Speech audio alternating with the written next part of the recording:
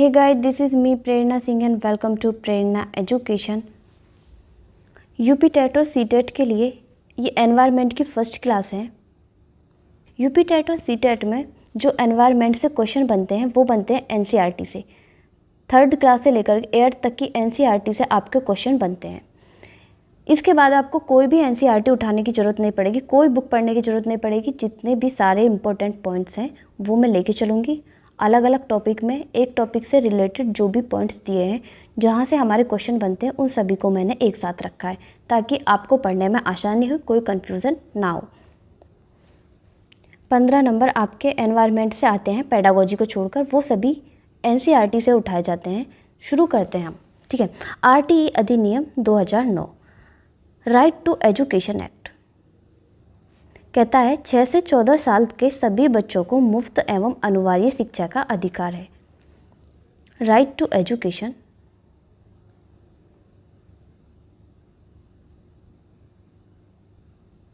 Act 2009 ये कहता है 6 से लेकर 14 वर्ष के सभी बच्चों को निःशुल्क एवं अनिवार्य शिक्षा प्रदान की जानी चाहिए। इसे 86वां संविधान संशोधन हुआ था 2002 में, जिसे हमारे मौलिक अधिकारों के अंतर्गत रख दिया है। यानी कि राइट टू एजुकेशन, शिक्षा का अधिकार, अब हमारा मौलिक अधिकार भी है, जिसे आर्टिकल 21A के अंतर्गत रखा है। करते हैं केरल राज्य की। एनसीईआरटी में केरल राज्य से संबंधित जो भी प्रश्न बनते हैं वो सब हम एक साथ देखेंगे। क्वेश्चन बनता है आपका, वल्लम क्या है? तो वल्लम क्या है? वल्लम एक नाव है। केरल में नाव को क्या बोला जाता है? वल्लम। केरल के कुछ भागों में बच्चे पानी को पार करने के लिए वल्लम यानी कि लकड़ी से बनी छोटी नाव में बैठकर स्कूल तक पहुंचते हैं। क्वेश्चन हमारा बनता है, वल्लम क्या है? वल्लम क्या है? ऑप्शन, लकड़ी की एक छोटी नाव। कहाँ पर है पाई जाती है ये? केरल, ठीक है। टेपियोका क्या है? टेपियोका कहाँ मिलती है? केरल में। ये ज़मीन के नीचे से पेड़ की जड़ में से प्राप्त होती है। ये इस तरह की दिखती है टेपियोका, जिसे खाने में प्रयोग किया जाता है, ठीक है। तो नाव, वल्लम और टेपियोका दोनों कहाँ से कनेक्टेड है? केरल से, याद रखना, ठीक है। नाव, वल्लम क्या है? एक छोटी नाव। और टेपियोका क्या है? पेड़ की जड़ से प्राप्त होती है, खाने के लिए इसे प्रयोग किया जाता है। राजस्थान, राजस्थान से रिलेटेड जितने भी पॉइंट्स आपके एनसीईआरटी में दिए हैं, जहाँ से क्वेश्चन बनते हैं, वो सारे हम एक साथ देखेंगे। ये क्या है? मिट्टी का घर। मिट्टी का घर कहाँ पर मिलता है? मिट्टी का घर मिलता है राजस्थान में। राजस्थान के लोग अधिकतर मिट्टी का घर बनाते हैं, जिनकी दीवार मोटी होती है। राजस्थान में बारिश कम और गर्मी अधिक पड़ती है, जिससे वो लोग मिट्टी के घर बनाते हैं जिनकी दीवार मोटी होती है, और ये लाइट को रिफ्लेक्ट करके कैसे बने रहते हैं? ठंडे, ठीक है। क्वेश्चन आए, मिट्टी के घर कहाँ मिलते हैं? राजस्थान में। टका क्या है? टका ये पानी को एकत्रित करने का एक तरीका है, जिसका प्रयोग राजस्थान में किया जाता है। राजस्थान में पानी की कमी है, जहाँ पर टाका का प्रयोग किया जाता है। ये क्या है?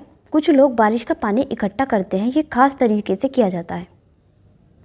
ये छत, जो बारिश का पानी आया छत में भरा, यहाँ से पाइप लगी होती है और आंगन में एक नीचे गड्ढा खोद दिया जाता है और उसे ढक दिया जाता है। तो ये जो बारिश का पानी है वो वेस्ट नहीं होता, वो गड्ढे में एकत्रित हो जाता है और बाद में उसे यूज कर लिया जाता है। यही होता है टाका।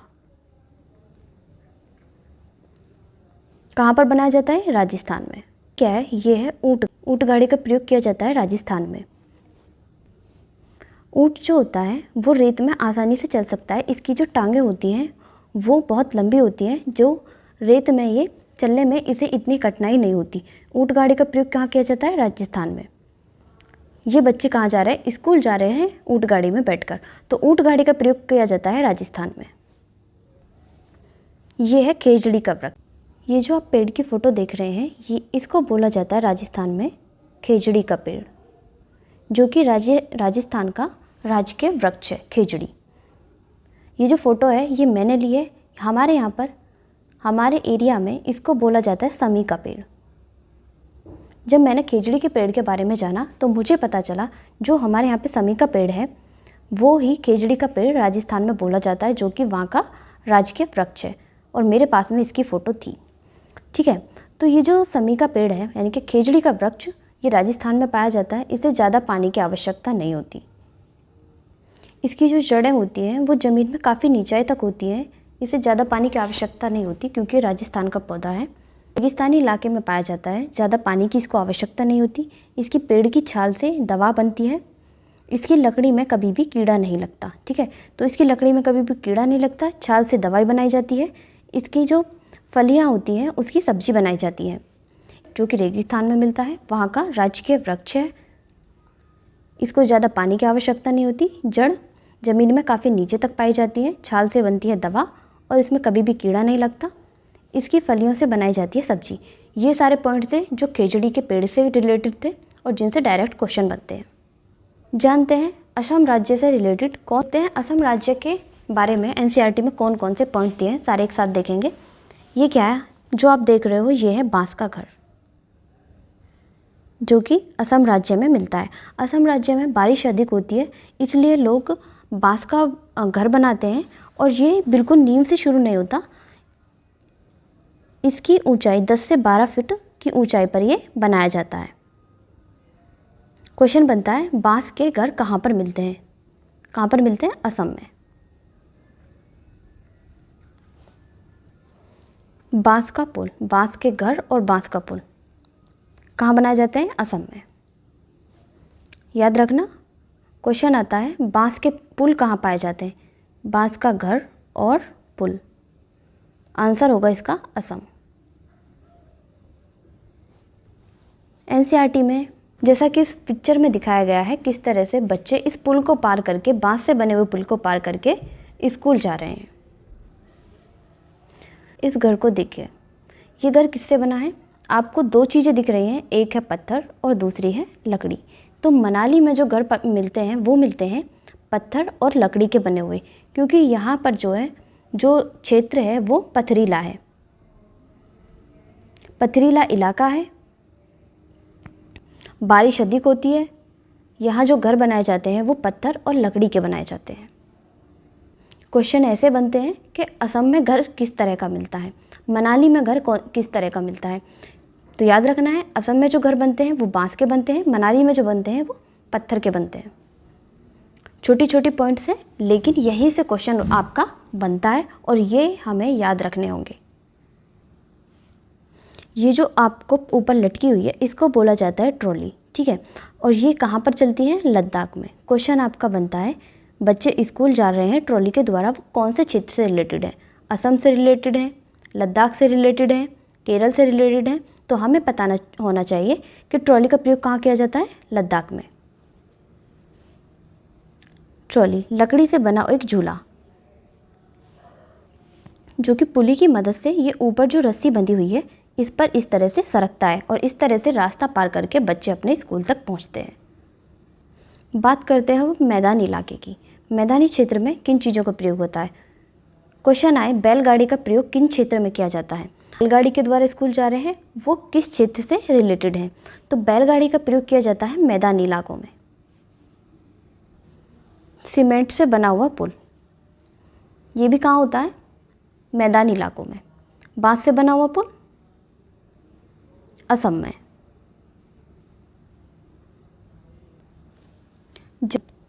एनसीईआरटी में टॉपिक है जिससे डायरेक्ट क्वेश्चन बनते हैं। देखते हैं क्या क्या पॉइंट है जहाँ से क्वेश्चन निकल के आते हैं।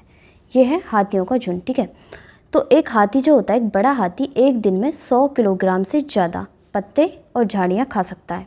ये क्वेश्चन आ चुका है कि एक बड़ा हाथी एक दिन में कितने किलोग्राम तक पत्ते खा सकता है। एक बड़ा हाथी जो होता है बहुत कम आराम करता है, एक दिन में केवल 2 से 4 घंटे ही सोता है। हाथी को पानी और कीचड़ में खेलना बहुत पसंद है। ये ऐसा अपने शरीर को ठंडा रखने के लिए करता है। इसके जो कान होते हैं वो पंखे की तरह होते हैं और गर्मी लगने पर हाथी अपने कानों का प्रयोग हिलाकर हवा करने के लिए करता है। तो हमें क्या क्या याद रखना है? एक बड़ा हाथी एक दिन में 100 किलोग्राम से अधिक पत्ते खा सकता है। प्लस वो 2 से केवल 4 घंटे ही एक दिन में सोता है। ठीक है, अपने कानों का प्रयोग हवा करने के लिए करता है। हाथी जो होते हैं, जो झुंड में चलते हैं, उस झुंड में केवल मादा हाथी होती है, यानी कि हथनी ही होती है, जो बुजुर्ग हथनी होती है, और जो झुंड का नेता होता है वो बुजुर्ग हथनी होती है, जो जिसके पीछे सारी जो झुंड होता है वो चलता है, आगे चलती है बुजुर्ग हथनी। ठीक है, बुजुर्ग हथनी ही पूरे झुंड का नेता होती है। एक झुंड में 10 से 12 हथनियाँ होती हैं और उनके बच्चे होते हैं। जो हाथी होते हैं वो 14 से 15 साल तक ही इस झुंड में रहते हैं, यानी कि जो एक झुंड के अंदर 10 से 12 हथनियाँ होंगी और उनके बच्चे होंगे। जो हाथी होते हैं वो 14 और 15 साल तक ही उस झुंड में रहते हैं। जैसे ही वो बड़े होते हैं वो अकेला रहना शुरू कर देते हैं, झुंड छोड़ देते हैं। उस झुंड की सबसे ज़्यादा बुजुर्ग हथनी होगी, वो झुंड का नेतृत्व करेगी। तो जैसे ही हाथी 14-15 साल का होता है वो झुंड छोड़ देता है और अकेला रहना शुरू कर देता है। हाथी का बच्चा जब 3 माह का होता है, 3 महीने का, तब उसका वजन होता है 200 किलोग्राम। ये भी क्वेश्चन आया है। ठीक है, हाथी के बच्चे का 3 माह के बच्चे का वजन कितना होता है? 200 किलोग्राम। एक दिन में हाथी सोता कितना है? 2 से 4 घंटे, और 100 किलोग्राम से अधिक खा सकता है। झुंड का नेतृत्व करती है जो बुजुर्ग हथनी होती है। ठीक है, झुंड का नेतृत्व हथनी करती है। झुंड में केवल 10 से 12 हथनियाँ ही होती हैं और उनके बच्चे होते हैं, हाथी नहीं होता है। जो हाथी होते हैं वो 14 से 15 साल तक के ही होते हैं, उसके बाद वो झुंड छोड़ देते हैं। आपकी मधुमक्खी, देखते हैं इससे कौन कौन से क्वेश्चन बनते हैं। एनसीईआरटी में चैप्टर है मधुमक्खी से रिलेटेड, सारे इंपॉर्टेंट पॉइंट देखेंगे, क्या क्या क्वेश्चन यहाँ से निकल कर आते हैं। मधुमक्खी को हम 3 भागों में डिवाइड कर सकते हैं, नर मधुमक्खी, मादा और रानी। जो रानी मधुमक्खी होती है उसका एक ही काम होता है और वो होता है अंडे देने का। रानी मधुमक्खी होगी, जो मधुमक्खियाँ हैं वो समूह में काम करती हैं। जो मधुमक्खी का छत्ता होता है, मधुमक्खी बहुत सारी इकट्ठे होकर समूह में एक छत्ता बनाती हैं। अपने उनके अलग अलग कार्य डिवाइड होते हैं, जिनमें एक रानी मधुमक्खी होती है जो अंडे देने का काम करती है। कुछ मादा मधुमक्खी होती हैं जो कर्मचारी मधुमक्खी भी हम उनको बोल सकते हैं, जो बाकी काम संभालती हैं। कर्मचारी, छत्ता बनाने का काम भी इन्हीं का है और रस को ढूंढना भी इन्हीं का काम है। फूलों की खोज करके अगर एक मधुमक्खी को रस मिलता है, फूल मिलते हैं, तो वो एक तरह का डांस करती हैं, जिससे बाकी मधुमक्खियों को पता चल जाता है कि रस किधर है। जो नर मधुमक्खी होती है उनका कोई विशेष काम नहीं होता। तो ये मादा जो कर्मचारी मधुमक्खी होती हैं वो छत्ता बनाती हैं, बच्चों को भी यही पालती हैं। ठीक है, बच्चों को भी यही पालती हैं और रस भी यही ढूंढती हैं। अगर ये रस ना ढूंढे तो बाकी भी पूरी मधुमक्खियाँ का जो समूह होगा वो भी भूखा रहेगा। एक होती है रानी मधुमक्खी उस छत्ते के अंदर जो अंडे देने का काम करती है। इसी तरह से जिस तरह से मधुमक्खी समूह में काम करती है, चींटी भी उसी तरह से समूह में काम करती है। उसके अलावा दीमक और तितैया।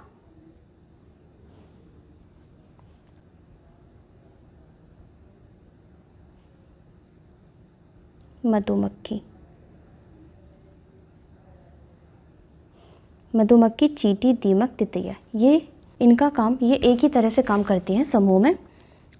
चींटी जो होती है, इनमें भी एक रानी चींटी होती है जो अंडे देती है, और जो सिपाही चींटी होती है, जो सिपाही चींटी होती है वो अपने जो इनका बिल होता है उसकी रक्षा करती है। और तीसरी होती है कर्मचारी। जो कर्मचारी चींटी होगी वो खाना ढूंढकर बिल तक लेके आएगी। ये जो आप पिक्चर में देख रहे हो ये क्या है? शराब नहीं है, ये है चाय। कैसी चाय? कश्मीरी चाय। जिसको कश्मीर में क्या बोला जाता है? इसे चाय नहीं, इसको बोलते हैं कहवा। क्वेश्चन बनता है कहवा क्या है? कहवा कश्मीरी चाय है। ये एक स्पेशल चाय होती है, गर्म चाय। कश्मीर में ठंड बहुत ज़्यादा होती है, जिसमें बादाम, इलायची और भी बहुत सारी चीज़ें डालकर बनाई जाती है। तो कहवा क्या है? कश्मीरी चाय। अब बात करते हैं अलग अलग इलाके में कौन कौन से भोजन हैं। यहाँ से क्वेश्चन आता है, लिंगहू फेन क्या है? ये क्या है? लिंगहू फेन। लिंगहू फेन एक तरह का खाना है जो कि सांप के मांस से बनाया जाता है और ये कहाँ मिलता है? हांगकांग में। हांगकांग। इस डिश को क्या बोलते हैं? लिंगहू फेन, जिसे सांप के मांस से बनाया जाता है। ठीक है, लिंगहू फेन हांगकांग का एक डिश है जिसका नाम क्या है? लिंगहू फेन, जो कि सांप के मांस से तैयार की जाती है। ये है जूनी। ये क्या कहती है? मैं कश्मीर की रहने वाली हूँ, सरसों के तेल में बनी मछली मुझे बहुत पसंद है। यहाँ से पॉइंट हमारे लिए क्या इम्पोर्टेंट है कि कश्मीर में जो मछली बनाई जाती है वो कौन से तेल में बनाई जाती है? सरसों के तेल में। ठीक है, कि गोवा में जो मछली बनती है वो कौन से तेल में बनती है? गोवा में मछली बनाई जाती है नारियल के तेल में। ये क्वेश्चन आया हुआ है। ठीक है, ये कहते हैं कि मुझे सबसे अच्छी दो चीज़ें लगती हैं, एक जो मेरे घर के आंगन में ही उगती है, एक ऊपर ऊंचे पेड़ पर। ये बात कर रहे हैं नारियल की। ठीक है, और दूसरे ज़मीन के नीचे, जो मैंने आपको शुरुआत में बताई थी केरल में ज़मीन के नीचे पाया जाता है। तो ये दूसरी चीज़ उसकी बात कर रहे हैं, टैपियोका, जिसको क्या बोला जाता है? टैपियोका। तो ये आपका टैपियोका कहाँ पर मिलता है? केरल में। चूहे में देखने की क्षमता उतनी अच्छी नहीं होती जितनी कि उसकी सूंघने, छूने तथा स्वाद वाली क्षमताएं होती हैं। स्वाद वाली, सूंघने की क्षमता, छूने की क्षमता, स्वाद वाली क्षमताएं बहुत ही तीव्र होती हैं। ये जो चिड़िया आप पिक्चर में देख रहे हो, इसको बोला जाता है मैना। मैना जो होती है वो एक झटके में अपनी गर्दन को पूरा पीछे तक घुमा देती है। ठीक है, कह सकते हैं 180 डिग्री। ये एक बार में, एक झटके में अपनी गर्दन को पूरा घुमा देती है। जो पक्षी होते हैं उनकी जो आंखें होती हैं वो सिर पर होती हैं, जिससे वो इन पुतलियों को ना घुमाकर पूरी गर्दन को इधर उधर देखने के लिए गर्दन को घुमाते हैं।